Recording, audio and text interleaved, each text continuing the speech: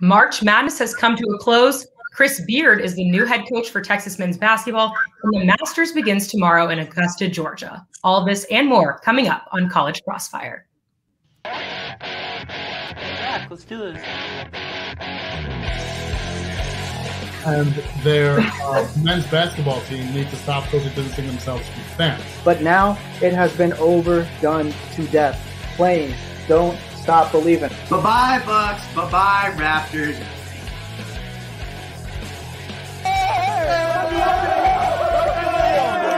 All right, let's get to it. Welcome into College Crossfire. I'm your host, Jaxie Pigeon, and it looks like tonight's show is going to be a good one. Let's start out by introducing tonight's panel. On first base, we have our reigning champ and the winner of both brackets on the men's and women's side. Jordan, how are you? Yeah, I'm doing good. I'm on a bit of a winning streak this week. As you mentioned, I won both of our brackets, the men's and the women's. Hopefully I can continue that here. Dub season. And then on second base, we have, like he said, the return of the berm. I liked it. How are you, Sam? I'm great, Jaxie. I'm great. It's so good to be back. You know, I'm ready to take my place atop the standings once again. It's been a couple of weeks, but I figure it's time. It's time. It's time to shine. And on third base, for the first time, making his Crossfire debut, Drew, how are you? Oh, I'm doing well. You know, I've watched a lot of the shows when I go back and edit them into the 2-minute versions, and I figured, you know what? It's easy to sit back behind a computer and, you know, make fun of everybody and edit them into short little funny bits. So I better try it myself and see how hard it is. Yes, you've been absolutely killing it, and we appreciate it. And I'm happy to have you on for the first time tonight. So before we get started, I'm going to start out some extra points with first one going to Jordan for his stellar background, and the second one going to Drew for his hype video. Love the creativity on the dubs there. All right, let's get to it. April 1st may have been April Fool's Day, but a new head coaching hire was no joke for Texas men's basketball. Texas officially announced that Chris Beard would be Shaka Smart's replacement as the 25th head coach in UT history. Coach Beard left the Texas Tech Red Raiders in Lubbock for this new gig in Austin. In his 5 years as head coach of the Red Raiders, he brought them out of their previous slump with a school record of 31 victories, 3 consecutive NCAA tournament appearances, including a championship game and an Elite Eight appearance, as well as a Big 12 championship. This will be Beard's 7th head coaching job, and he will bring over 25 years of coaching experience. With that being said, what are your realistic expectations for Chris Beard's first year? Jordan, start us off. I think that when you walk into a program like Texas, the standards are going to be very high regardless, but it doesn't look like Beard really cares about the expectations he's facing. As he said, quote, "These expectations and standards don't scare me. Don't get it twisted. That's why I'm here." And I love that mentality. For me, all I'm hoping for is just at least one tournament victory. Can we get just one, please? Texas hasn't made it past the first weekend in March Madness. It feels like 10 years. And with the immense talent that we have, along with a skilled and accomplished coach like Beard, I think that it's perfectly reasonable to expect some tournament success for Texas and not another 14 seed ACU upset, which Texas this year may have happened. May or may not have happened. A little iffy there. All right, Sam, what do you think? Yeah, Jaxie, I think the big thing for me is going to be consistency. Look, Shaka Smart was phenomenal, you know, at times for this team. You know, we were number 4 in the country at some points of this past season. But the issue, even within games, was we would lose discipline and lose our heads and allow teams to get back into the games when they should have been put away. So I think for Chris Beard, if he can get some consistent winning going, it doesn't necessarily have to be as successful as this past season. But, you know, a medium seed NCAA berth, you know, we know what we're getting out of this Texas team, making it more disciplined. I think that's a huge, huge step in the right direction and something he can totally build on and establish his brand. And that's a good point there, kind of discipline with the team, because it's not only, you know, how they can perform, but when the team goes down mentally, then it's all downhill from there too. All right, Drew, what do you think? Look, you don't fire Shaka Smart just to keep repeating things, right? I think a realistic expectation that we should all have is that Chris Beard is going to have some postseason success. I mean, I'm not expecting Texas to play like the UNCs and the Kansases of the world, but I do think that being able to play better than the Abilene Christians and the Nevadas. That's right. If you remember a few years ago, that was the last March Madness disappointment. I think being able to surpass those teams is a very, very reasonable expectation. And additionally, the Shaka Smart's team this year was so inconsistent and they had no offensive identity. So I think getting a little bit more postseason success and feeling like we have a plan when the teams on offense are going to be two pretty important things for even in year one. Sure. And like you said, just a little bit more consistency with a game plan would help out too. But Sam, you're going to start off with 3, Drew 2, and Jordan 1. Next up, despite Texas baseball's 0-3 start to the season, they have still been able to maintain a top ranking. Since that starting slump, Texas has won 21 of their 26 games, bringing their overall record to 21-8. Just this past weekend, Texas grabbed their first 3-game Big 12 sweep on the road since 2014. Currently on a 4-game win streak and playing another game as we speak, the Longhorns have earned their lowest rank, or their highest ranking, I guess, in the D1 baseball poll at number 4. Aside from the out-of-conference games, Texas has 5 more 3-game series matchups against Big 12 opponents. That being said, do you think Texas will be able to maintain their number 4 ranking? Sam, start us off. That's right, Jaxie. I am very confident in this Longhorns team. The big thing for me this season, which is different than last season, is they are winning the games they should be winning. Those losses in the beginning of the season against Ole Miss and Arkansas were tough, and we got a big win against South Carolina, but the rest of their schedule is not extremely difficult. So what I like to see is just the Longhorns keeping on the trajectory they're going right now. And just saying, hey, look, we can beat you as we are right now. And they're doing that. They're carrying it out. So I'm very confident for the rest of this season. All right. Sam has lots of faith. Drew, what do you think? I hate to be a party pooper. And the number 4 ranking is really nice. And it looks really good. But I think this team is kind of clearly set to regress to the mean here through the end of the season. Pierce's teams always have, around an average to above average strikeout percentage, but this team is even higher than usual. I think our strikeout percentage this year is 22%, and then the team's BAPIP stat is at least 2 standard deviations above the mean. These are stats that suggest that the team has overperformed to this point.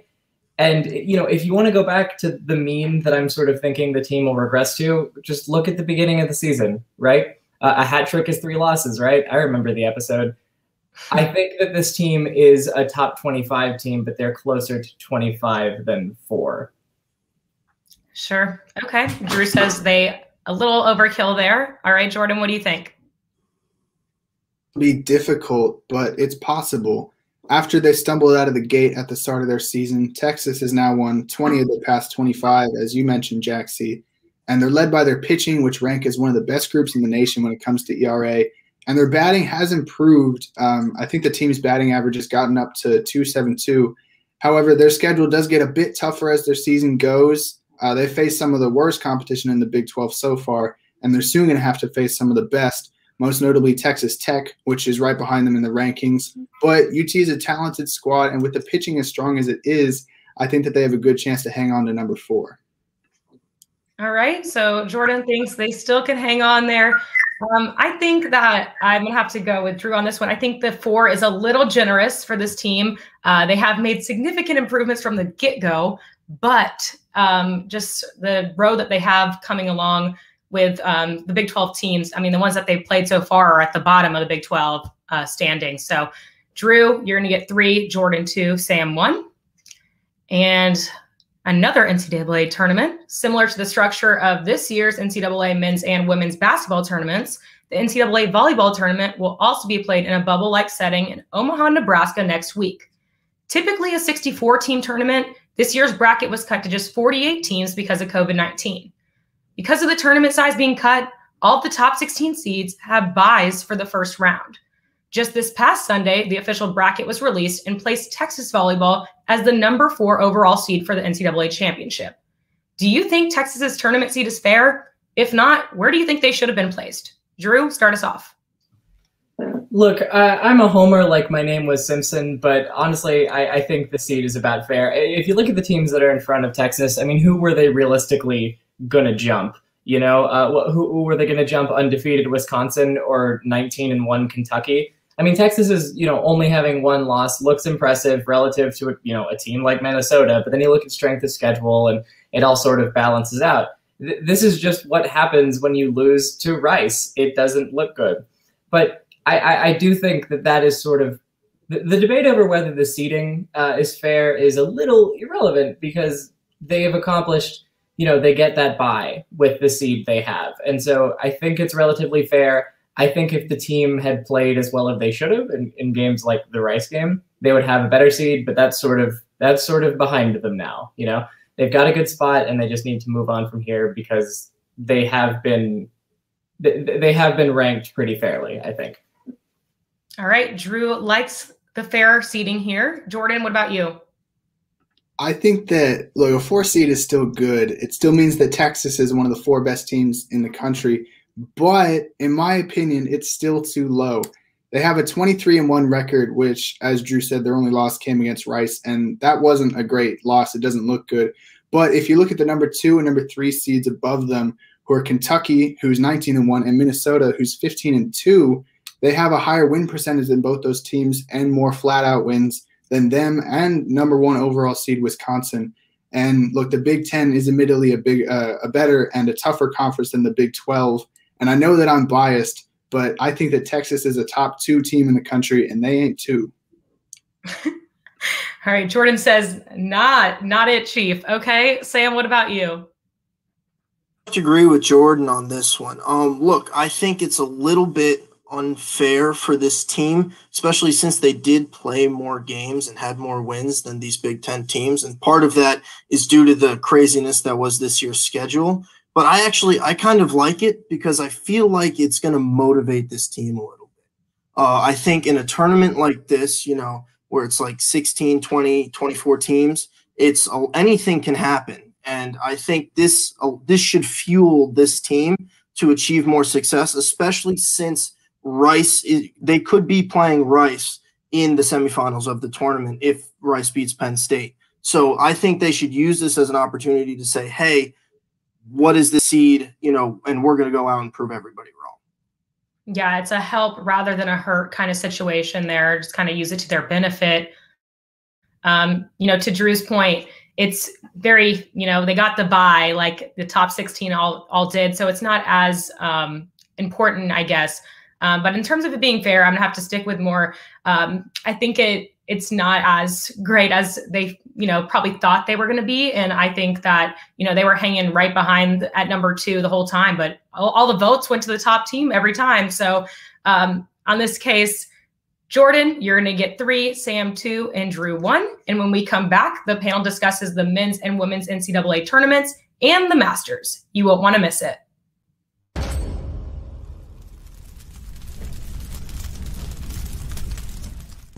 Men's basketball looks for a key win against Iowa State. Women's basketball is tested against the number 2 team in the nation. The Longhorns had a dominant pitching performance in the latter half of the game, led by Pete Hansen. I get to say some of the most exciting words in football. The Cincinnati Bengals are on the clock. And picking for Texas started the third with the lead and continued to gain momentum on defense. Hello and welcome into the first social distancing college press box ever. You're watching a live sports presentation of Texas Student Television. It's a lovely evening in Austin. Texas Longhorns, Texas A&M Aggies. This is a rivalry game, high intensity, high scoring. Puck drop, we're off. Both of these teams are very fast. Big collision on the wall there. Now a little advantage for Texas. Shot in the middle.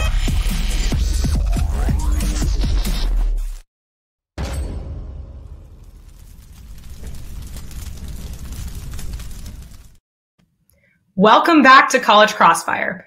Let's take a look at the scoreboard. Leading the show, we have in a tie, Jordan and Drew at 7, and right behind them, we have Sam with 6. All right, let's jump right back in. This past Sunday, the NCAA Women's Championship took place in San Antonio, Texas, pitting the number 3 Arizona Wildcats and the number 1 Stanford Cardinals. An extremely exciting game to watch. The game came down to the final minutes and even seconds in this case. Stanford held a 9-point lead in the fourth quarter until Arizona cut that lead to 51-50 with a big thanks to Aari McDonald's clutch 3. Then Stanford's Haley Jones battled back with the 3-point play to bring it to 51-54 with just over 2 minutes remaining. Arizona's McDonald then made 3 of 4 free throws to trail Stanford by 1. The Wildcats gave McDonald the final shot with 6 seconds remaining, but she couldn't get it to fall and in turn gave Stanford the 54-53 victory. So, what would you say was the biggest factor leading to Stanford's win? Sam? Well, Jaxie, I'm actually going to have to name 2 players specifically. I'm going to have to go with the 2 bigs down low, Cam Brinks, and I'm blanking on the second one. Haley Jones. Lexi Hull. That's who I was going for. You're going Lexi. Okay. Yes, but Cam Brinks playing great defense, leading the league in blocks, 88 blocks over the course of the year, being the anchor of that team down the stretch. I think that's huge. And then also Lexi Hull providing, all championship, all tournament play, really phenomenal off the blocks. And you got to give this team credit. I mean, they stuck it out and it took a little bit of luck, but that's what happens in this tournament, and that's what you need to win it all. So, yeah. Absolutely. Those 2 big gals down at the bottom, I mean, they really showed up for this victory. Drew, what do you think? Well, I think we need to put some respect on Kiana Williams' name. Averaging 14 points a game and 3.1 assists, I think that's a really big deal for the team. Additionally, this is someone who has started, let me consult my notes. This is someone who has played 137 games at Stanford and started 128. This is someone who doesn't miss a day. Someone who's been there for years and someone who keeps this team together. Additionally, she's Stanford's career leader in 3 points and ranks like top tier in all the important stats. And she showed up throughout the tournament, I think on the court and both through like veteran leadership. And that's the sort of thing you need. If you want some proof as to how valuable professionals think she must have been to the team, she's expected to go in the top 12 in the WNBA draft. That sort of leadership is critical to teams making deep runs in the tournament. Definitely a solid player for that team. And I mean, hopefully maybe a WNBA draft pick this year. Jordan, what about you? Yeah, I think that for a big reason for Stanford's victory was their defensive game plan to key in on Arizona star point guard Aari McDonald, who she is a great player, and she had another good performance. But Arizona offense runs through her, and if Stanford could force McDonald to be inefficient with the ball and take bad shots, the Wildcats offense starts to fall down, which is what Stanford did as McDonald posted a stat line of 22 points on 21 shots. In comparison, when Arizona played UConn, McDonald put up 26 points on only 17 shots. And Stanford controlled the flow of the game. They protected the rim well. And while it did come down to the final shot, I think the Stanford defense held against McDonald, and they got the Cardinal the W. And I totally agree with you, Jordan, on this. I mean, Aari McDonald was the clear star of that team. And even at the very end, you can see how every defensive player was pretty much on McDonald because they knew the ball was going to her. I think the way that they shut her down in this game definitely led them to this victory. Of course, Stanford has great stars as well, like mentioned by Drew and Sam. But Jordan, you're going to get the points on this one. Next up on the men's side, another national champion was crowned on Monday night. The championship game was a battle of the number 1 seeded Baylor Bears and Gonzaga Bulldogs. Baylor started out strong with a 9-0 run and never gave up a lead throughout the entirety of the game. At the half, Gonzaga only trailed by 10 thanks to a 3-point play by Suggs and a buzzer beater floater by Watson. In the second half, the Bulldogs brought it within 9 one last time until the Bears led by double digits for the remainder of the game and eventually led Baylor to their first national championship title. With Gonzaga's stars like Suggs, Timmy, and Kispert potentially leaving for the NBA, do you think the team will be able to keep the momentum and make it to the championship again next year? Drew, start us off.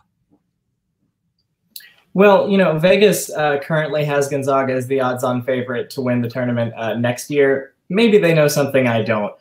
but I just don't see it right now. Considering that Jalen Suggs and Corey Kispert are both projected to leave the team and go to the draft, if they go through with it, if they actually leave, then I don't really see Gonzaga having the cannons to make a run.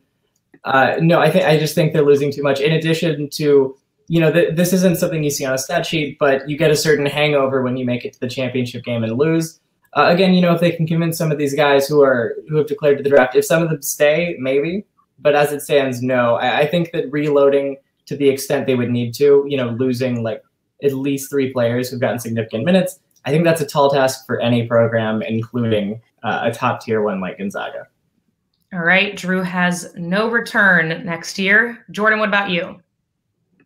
I think that while Drew is right that it cannot be denied the losses of Jalen Suggs and Kispert and Drew Timme, I think as well, they're going to hurt the team as they were not only their best players, but just some great locker room guys. They brought some good leadership. But for a program like Gonzaga, who's been one of the more successful and accomplished teams of the past few years, they don't really rebuild, they just reload. And it's hard to judge who exactly they're going to get when it comes to high school prospects or transfers from other schools or something like that. But it's safe to assume that they'll have a good pool of talent for next season. They still have their coach, Mark Few, and that whole staff who led this past squad to a championship. And while a 31-1 record is going to be hard for any team to replicate, if any organization can do it, it might be Gonzaga. All right, fair points there. I mean, you have Few, he's staying there, as we know for now. So he's not going anywhere. He obviously is a great recruiter as well. Sam, what do you think? Yeah, Jaxie. So I think in terms of regular season success, Gonzaga is not going to be far off where they were this year. Maybe they won't be undefeated, but given their conference, 1 or 2 losses is not a totally crazy idea.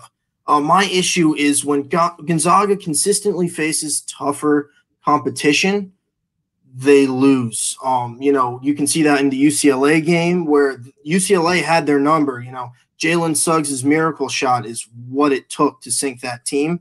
And Baylor just, again, they were prepped for that team. They were ready. That game was over within 5 minutes. So my issue with Gonzaga is I feel like this might be their ceiling. Until they can go to a bigger conference and get some bigger names, they'll be consistently good in the regular season, but I don't think national championships is a consistently realistic goal for them. Very fair points there. I think that, like all you guys kind of said, the stars will definitely have a big effect on this team as they were the standouts this year if they do go to the NBA. But I think that, they still have Mark Few in hand, and I think that Sam has it right here with, they'll still be great in what they are playing with, but to get to that next level, it's going to take a little bit more. So Sam, you're going to get the points on this one. And finally, just like that, my favorite week of the year has returned. The 2021 Masters begin tomorrow morning at the prestigious Augusta National Golf Club in Augusta, Georgia. The Masters is one of 4 major championships on the professional golf circuit. It is extremely unique in the fact that it's always played at the same location. With a quicker turnaround than usual, the 85th edition of the Masters is happening just 5 months later than the 2020 edition, where Dustin Johnson came out victoriously with a record score of 268, 20 under par. With that being said, who is your pick to take home the green jacket at this year's Masters? Jordan?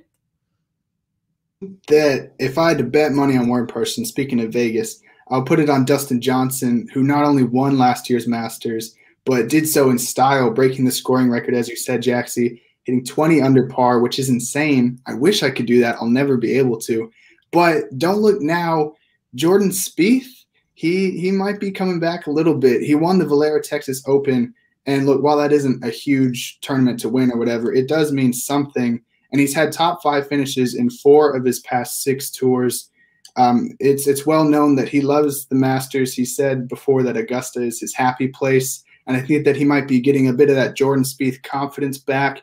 And so while I'd still probably say Johnson just to be safe, Jordan Spieth might be primed to make some noise. All right, so you're in between but leaning towards DJ. Okay. Yeah. Sam, what do you think? I'm going to go with somebody who's a little bit more of a character here, especially in the golf community. I'm going with Bryson DeChambeau.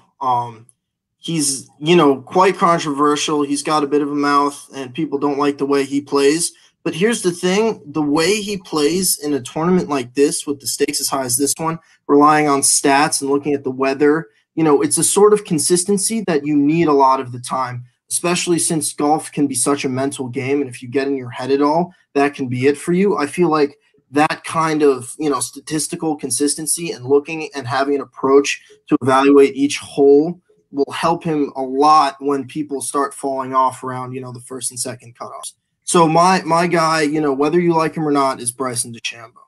Yeah, Bryson, he's been a champ recently, for sure, when he tacked on a few, but it's really the methodical part of the game that he really has been succeeding at too. It's more than just, you know, hit and run. It's just, you got to think about it more strategically. He takes it a little farther than I ever did, but I think that Bryson's a great pick. Drew, what do you think? Whew.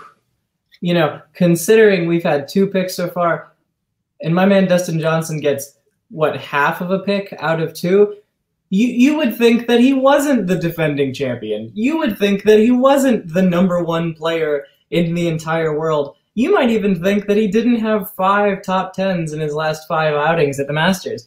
No, I think absolutely Dustin Johnson is the odds-on favorite and should be. Other than Spieth mania, the only actual concern that I think I would have about Johnson is that he's had some unusually poor putting in his recent outings, but that is, you know, in golf, one of the easier problems to fix. That it's significantly less concerning than if he was just straight up not hitting the ball well. But this is a guy who's a smart golfer, and this is a guy whose game is specifically geared towards playing well on courses like the Masters, you know, courses that are built like it. So I think we got to put some respect on the defending champ, and I think he's going to repeat. And I know, you know, Jordan, you kind of gave DJ but I really think that he got this course down to a science. Clearly, he broke the record. He broke Tiger, and Jordan tied Tiger's record. So he kind of overtook that record. But I think, you know, it'll be either DJ or Jordan, but I'm going to have to go with DJ on this one. So, Drew, you're going to get the points. And when we come back, it's rapid fire here on College Crossfire. You won't want to miss it.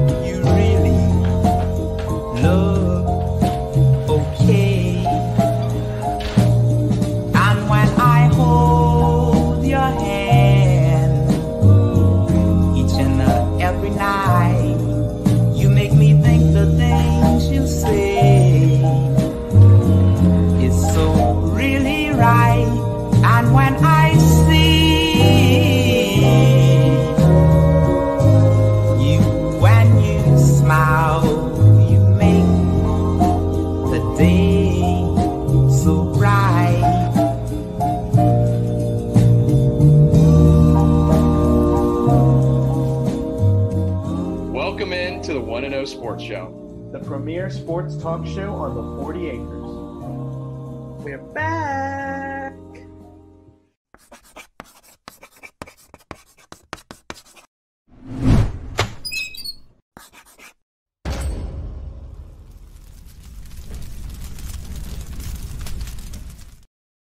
Welcome back to College Crossfire for the final time tonight. It's time for rapid fire. In this round, points are worth double, and that means it's still anybody's game. Before we jump back in, let's take a final look at the scoreboard. In a tie for first, we have Jordan and Drew with 8, and right behind them in second, we have Sam with 7 points. So yeah, anybody can still take this victory. Let's get to it. First up, Every year at the end of the NCAA men's basketball championship game since 1987, David Barrett's song, One Shining Moment, plays behind the montage of the best moments from the whole tournament and finishes with the newest champion cutting down the nets. Due to COVID-19, last year was the first time the song had been played as the tournament was canceled. Barrett's song has been altered a few times, but it remains a crowd favorite. It doesn't seem like a change will happen anytime soon, but what other song could replace One Shining Moment? Anybody can jump in. I think that if we just stick with the motivating, uplifting sports theme, I would go with the Rocky theme from the movie Rocky, of course. Now, it's an instrumental. There's no actual lyrics or whatever. Or maybe there is. It's like, da-da-da. Everyone knows the theme, you know? There's some words in there, Jordan. Yeah, There's yeah. some words. It's like, now. Exactly. I think that would be really good in terms. I mean, I love One Shining Moment. I'm not trying to get rid of it anytime soon, but that would be a good replacement, although there might be some legal rights or something with the movie studio. I don't know. I like it. All right. Who's next? Y'all watch wrestling? This is TSTV Sports. How about TSTV Sports Entertainment? I think after the March Madness tournament, we need to throw up some middle fingers and down some beers, play Stone Cold Steve Austin's theme song, have the head coach on the winning team deliver a Stone Cold Stunner to the referee, guzzle some beers, bring down the net. Austin 316 says, "I just won the March Madness tournament," is what I think. All right. Well, there you go. Austin, turn on it. Sam, what about you? Jaxie, I'm going to blatantly show my bias here. We're going down from the ring to up to the Bronx. We're showing a little class in pinstripes. After a victory like a natty win, you can only go with the one song, New York, New York by Frank Sinatra. The most successful team in the country plays it after every win. Why not basketball teams as well? 100%. Frank Sinatra, New York, New York. No question. It's the biased Mr. Empire State. I mean, it would be very fun, but I don't know if it would really go with the upbeat vibes that we're saying at the wrap up the tournament. But I really think Jordan has it there. I mean, you can't go wrong with the Rocky theme song. It's upbeat, and there's some determination in there. So Jordan, you're gonna get the points on this one. Next up, at last night's baseball matchup between Texas and A&M Corpus Christi at the Dish, a surprise creature appeared in the outfield. Yes, you heard that right. A wild possum was on the move on the field, causing a game delay as a few Texas players tried to catch it with a bucket and then finally chased it off the field. But the task definitely wasn't as simple as they probably would have expected. Anyways, because this was a rare guest star appearance, which animal would you want to accompany you on a field during a game? Jaxie, one word, moose. Okay. All right. Sam's got moose. Moose, that's a good answer. I'm going to say, I'm going to reference a classic San Antonio Spurs moment here. I'm going to go with a bat because if any Spurs fans remember, there was a bat that flew into the AT&T Center, and Manu Ginobili came and swatted it down and killed the bat during the middle of the – or maybe he didn't kill the bat. He definitely neutralized the bat during the middle of the game. And I think that if you had a swarm of bats, not only would that intimidate your opponent like your Batman, just coming from the shadows, but – it would be really good. It would just look cool. I mean, everyone's seen the Batman movies where he comes in with a swarm of bats. I think that'd be awesome. I mean, it'd definitely be intimidating. I don't know if it would be as calming. I don't know. If you wanted to accompany me on the field, it might be a little scary. Drew, what about you? I'm going to go one animal, many members of the species. 1,000 spiders, I think. Who's going to want to play a game against old Texas if 1,000 spiders are on the field with them? Yep, I sure wouldn't. I would leave if I was the other team. There you go. Then you would have to deal with them. I mean, you're kind of like, it's really intimidating here. All right, we're going for the intimidating vibes. I don't know, guys. Like, you're leaving me no option but to go with the moose because that would be comforting. Like I would want it to, accompany me at the game. So yes, moose, please accompany me. I would feel a little bit more comfortable than spiders or bats. But that's a little biased. Sorry about that, guys. All right, final question of the night. Following Georgia's passing of new voting bills, Major League Baseball decided to move its annual All-Star game out of Atlanta. On top of that, Texas Governor Greg Abbott said he would no longer be partaking in the first pitch ceremony at the Rangers home opener because of the MLB's decision to move the location over the new Georgia legislation. Abbott said he will not participate in an event held by the MLB, and Texas wouldn't host any MLB special events. So now that Abbott is not taking on that role, who would be your pick to throw the first pitch for the Rangers at Globe Life Field? Well, I mean, McConaughey is going to be the governor soon enough anyway, so I would just have him do it. I think that if you're getting someone from that city, get Dak Prescott out on that mound just to show that he's completely overcome his injury. Give those Cowboys fans, those Rangers fans, their teams aren't very good right now. You know, even the Mavericks are struggling a little bit. Give them some hope for the next Cowboys season that Dak Prescott has got a bit of that juice left. You know, I like Dak Prescott to throw out the final or the first pitch. He's trying to give a little hope to the Dallas Spurs. All right, Mr. San Antonio. All right, Sam, what do you got? We're not being ready to the Spurs. Jaxie, a simple question has a simple answer. We need Walker, Texas Ranger, throwing that first pitch. Chuck Norris has to be throwing the first pitch on that field.